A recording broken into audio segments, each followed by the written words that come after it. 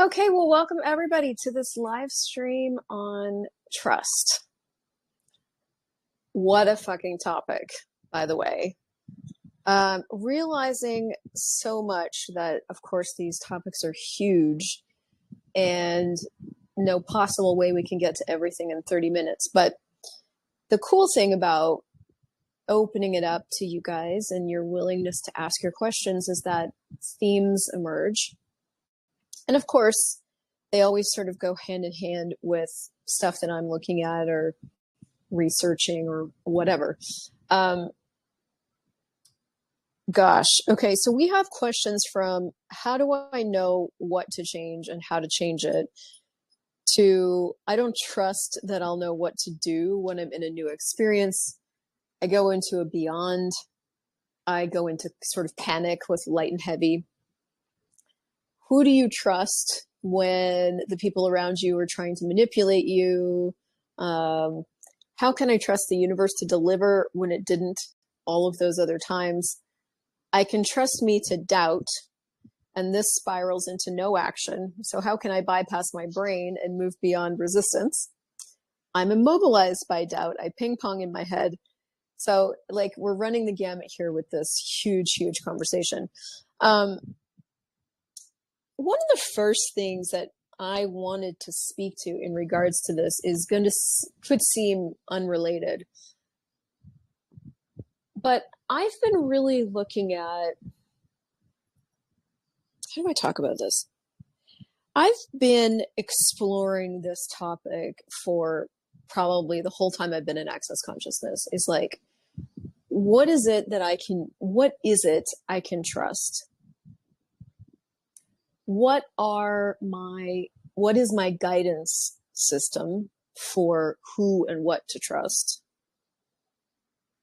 What can I trust myself to choose?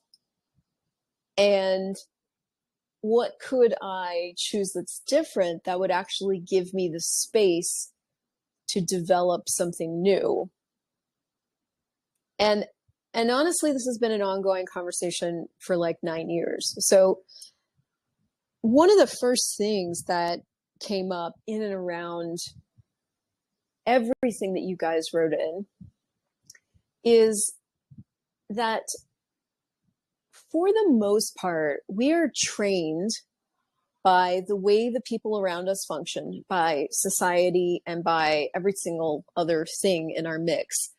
We are trained to not trust ourselves and to make ourselves wrong for any way that we function that doesn't fit within the prescribed way of functioning.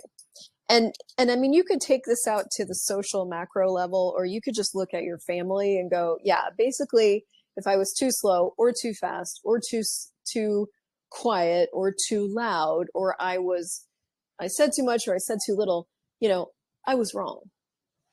And so out of that, we developed this just innate belief about ourselves that we are innately wrong. And when you are innately wrong, there is nothing that you can do that's right. And I'm sorry about the sound. I don't know that there's much I can do about it. So how does it get better? So this is the thing I've been really looking at, of like, do you walk around your life just knowing that you're going to get it wrong and that you're very wrong? And everything that is times a godzillion, will you destroy and uncreate it all? Right, wrong, good, bad, papa, calling, shorts, boys, and beyonds. And so I've been dealing with this one particular situation that I'm really looking at, because I'm like, this is going to change. And I've done this with many, many things. I've done this with money. I've done this with stuff around my body. I've done this with many things. I'm like, nope, this thing that I've been doing for a really long time in this way is going to change. Now, that might not sound like a trust conversation, but as I've been facing this thing that I want to change, what I'm realizing is creating the reaction is that I, underneath it all, believe that I'm no good, that I'm terrible, mean, awful, and that this thing that's occurring is proof of it. And so I instantly react because the proof of this terrible thing about me has shown up. Now, that's a little bit different than what I was talking about before. But if you look at the way you handle your daily life, so for example, if you have a hard time making choices because you constantly go to doubt, like, do you actually know at the base of you that you make great choices? Or do you secretly, or maybe not so secretly, have the belief that any choice you make is going to be wrong? And my question for all of you is like, number one, where did you learn that? Did you just innately come in bad at making choices?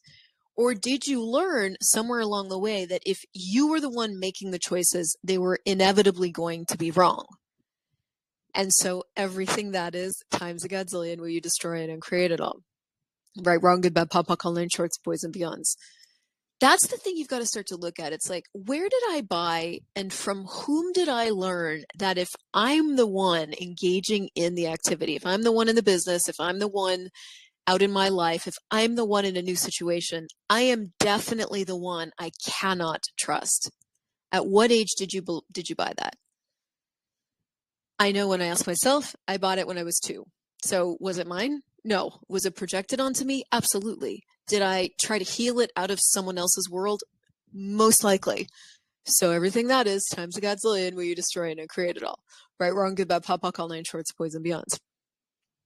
So with each of these things that you guys brought up, you kind of have to look at, from whom did I learn this point of view? I know one of the questions, for example, was like, how do I know who to trust, basically? You know, when everybody's got an agenda and everybody's trying to manipulate you, like, how do you know who to trust? Well, I think this particular person is from Turkey. And in Turkey, for example, because I've traveled to Turkey, everybody's got an agenda and everybody's trying to maneuver you into their agenda. Now, that is not singular to Turkey, but it does happen to be a very dominant energy there.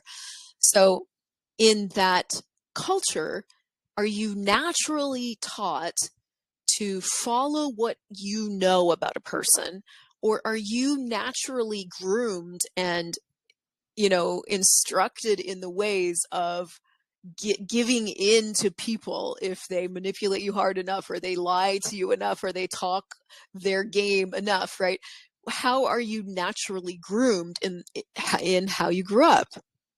You have to look at that, because if you don't look at it, what you're going to do is make you wrong for what you think is innately wrong with you. But that's not actually true. You were taught and you learned a particular way of being in the world, and you've just been carrying that forward, trying to make it work, right? So then access consciousness comes along and we're like, you don't have to trust anything anybody else says. In fact, don't trust me. Don't trust Gary. Don't trust Dean. Don't trust us. Trust you. And here's how. And so they give us this first tool of what's light for you is true for you and what's heavy is not true for you. Now, if you're anything like me, when I was first given that tool, I had no idea how to use it. And in fact, when I tried to use it, it felt broken or just didn't work. I don't know. I didn't know how to use it. It was the very first thing I was introduced to. Like when I reached out to a facilitator to ask her what I should do next on my access consciousness journey, she was like, well, what's light for you? You could start anywhere. You could start with a session. You could start with a class. What's light for you? So, I held out my hands like 2 scales, and I was like, session, class, and ended up choosing a session, but I wouldn't sit here and tell you that I knew that was lighter. I just chose something, which turned out to be the correct choice. But that's the thing, is that even if you can't tell what's light and heavy, do you know that what you choose is always going to lead you further, is always going to create something? Or do you just completely negate any choices that come out of you? So all the reflexive realities that you're using to negate you in totality that you're choosing, will you destroy it and create it all? Right, wrong, good, bad, pop, all nine shorts, boys and beyonds. So I think this is kind of step number 1 to, no matter what you ended up putting as your question, go back and look at where you learned what it is you asked about. For example, somebody asked, how can I trust the universe to deliver how can I trust the universe to deliver when it didn't all those other times? Now, there's a lot of galumps that are happening in a lot of your questions, which is normal. We've galumped a lot of things. For example, in this question, this person is assuming that he was taught correctly how the universe works. We're just assuming that he was given the true information of how the universe works and how you can interact with the universe to accomplish things. But that may or may not be true. Like, I remember when I heard the conversation with Shannon O'Hara and Gary Douglas on her podcast called The Circle of Manifestation. Go listen to that. It's brilliant. And then simultaneous to that, like when I first read Right Riches for You. Right Riches for You is this masterclass on generation, which is like working with what's already there in order to generate something greater. And manifestation is the questions you can ask to stimulate the quantum entanglements to show things up as if by magic. Actualization is distinctly different from manifestation. It's the choices you can make to contribute to what it is you want to have show up. But again, if you've gotten all of those things galumped together, and then you move forward taking actions that somebody told you would get you what you want, and then what you want doesn't show up, what are you most likely to do in that scenario? Are you likely to sit there and go, oh, I probably didn't get the right information and I wonder how this really works that I've never considered? Or are you more likely to make yourself wrong and make the universe wrong, right? We instantly judge that this thing is broken, right? Or I don't know how to work this thing. Another small example of that is like, if you ever sign up for anything in my ecosystem, anything, any offer, any form, anything you pay for or don't pay for, we set up so that you receive an email. But just because we set it up that way does not mean you receive an email, right? And I can't tell you the number of people who, when they don't receive an email me or message me and say, I didn't get an email. Not, I'm sure your system was set up correctly, but for some reason on my end, the filters are probably catching it. Do you mind sending it to me again? They automatically assume that either the system is broken or I didn't set it up correctly, or no, usually those two things first. So your system's broken. It didn't work. Here's another thing with the Infinite Being School, for example, with the form. Many people fill out the form multiple times because they don't receive the email. Their spam filters catch the email, and so they fill the form out 5 to 10 times. You don't need to do that. But their point of view is that there's something, they did something wrong, or the form is broken. Not what's the other thing that is occurring, which is that the spam filters catch the email, right? So we automatically go into judgment of either ourselves or the thing. And that's just how we work. That's how we function, right? So even with the question of how can I trust the universe to deliver when it didn't all those other times, I would start pulling that apart and going, is it possible that I got incorrect information about how this works? Is it possible that I might want to do a little bit of studying on how the universe really works? Does the universe ever, and then you're going to have a conversation with yourself. Like, is it really true that the universe doesn't deliver? Okay, so it's not true that the universe doesn't deliver. Is it possible that I didn't ask? Is it like, what else is possible here that I haven't considered? Is it that I'm untrustworthy? Is it the universe is untrustworthy? Is it the universe does feelings on one day and delivers on the other day? Is the universe schizophrenic, psychopathic, sociopathic, or something else? You have to start pulling these things apart for yourself and really looking at, what did I learn about this? What could I learn about this that's different? What actually occurred here that I never considered? And what's possible? And that's true of everything you guys asked. Okay. Okay, let's just segue or not, or jump into like, I can trust me to doubt. I can trust me to go into doubt, which spirals into no action and resistance, because then I go into my head and then I just resist everything. How can I bypass my brain and move beyond resistance?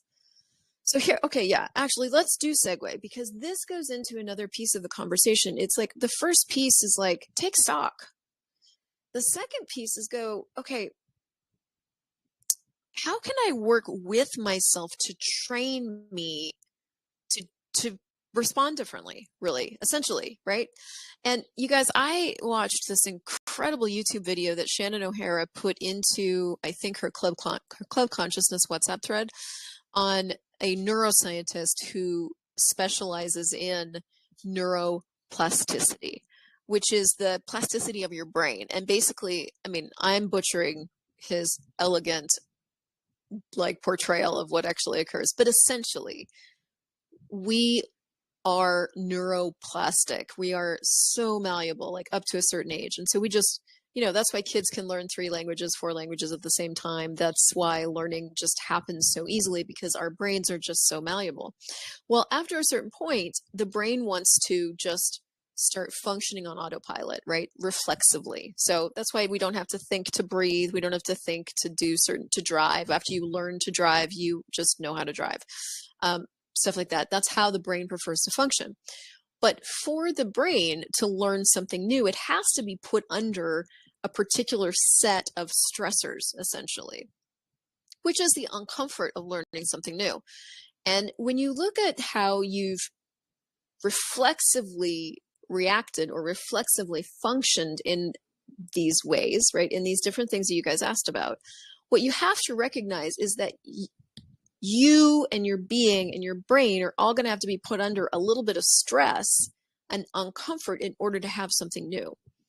And so I do this in a number of different ways, but what I recognize about what I do that's pretty similar across the board is I put myself in the uncomfort of really flipping things on its head, going, what would I have to be willing to choose for this to change?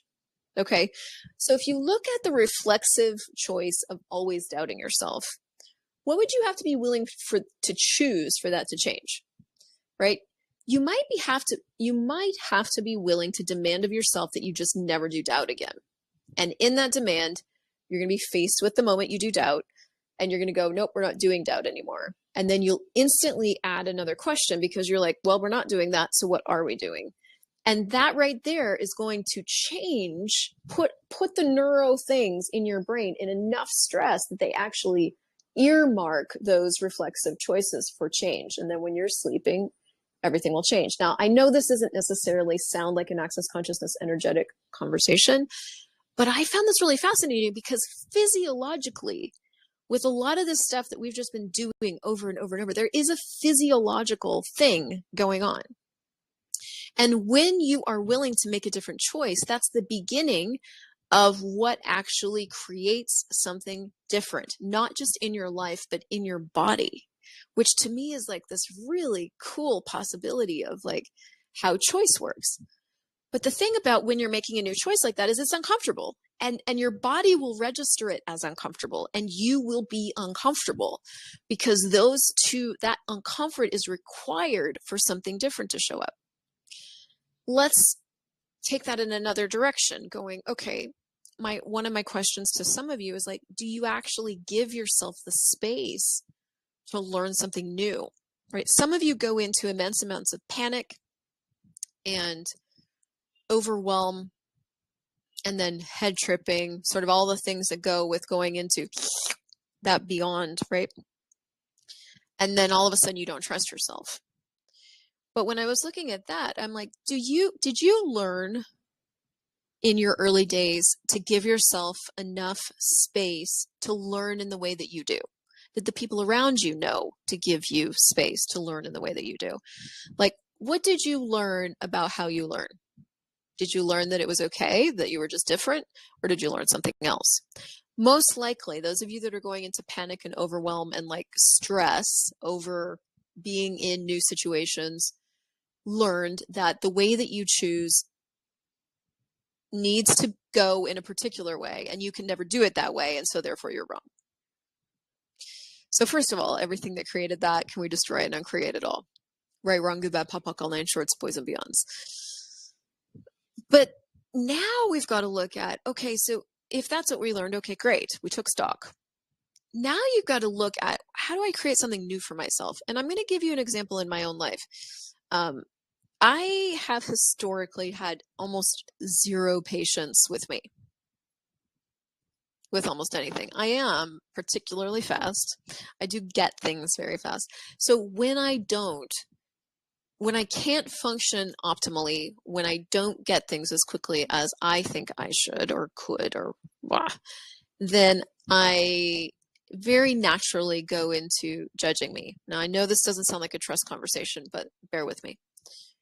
What I'm starting to learn to do with me is what I'm starting to get is that I've done that. I've done a lot of that. I've put a lot of projections and expectations on myself that I function in a particular way.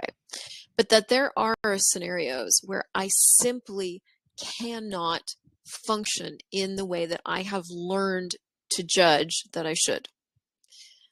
Being here in Cali, for example, going through this whole process with my eyes, we're on the last legs now. I go in for surgery on Thursday, and up to now I think we've been to the office like 3 times. And, each time has been a little different. We've had different kinds of appointments and whatever, but on most of the appointments, I come out of the doctor's office and my eyes are either dilated and incredibly sensitive to light, or they're dilated and sore. And I've got 2 different contact lenses in. I've just been not able to function in the way that I think I should. So thank you, eyeballs. Thank you, eyes, for being the gift that you are. Because it's my eyes, I've had to stop more, move slower, ask for more assistance, share that I'm not functioning optimally. And so please forgive me if I'm, moving at a slower speed. I've had to be more space for myself and request more assistance. Now, that started out at the beginning of this process as a stressor. And it was a stressor because I had decided that I needed to function in a different way. But as I kept going through this process, and it was very, very clear that if I continued to have that expectation of myself, I was going to be constantly unhappy and constantly stressed. And I was making myself sweat because I was trying to function as I would if I was at 100%, and I actually just couldn't. So I had a moment, I remember this, where I sat with me and I was like, okay, I'm either going to continue to be stressed and need me to be different, even though I can't, or I'm going to choose more space for me. I'm going to choose more care for me. I'm going to choose to ask for what it is that I need that goes beyond what I think I should deliver. Now,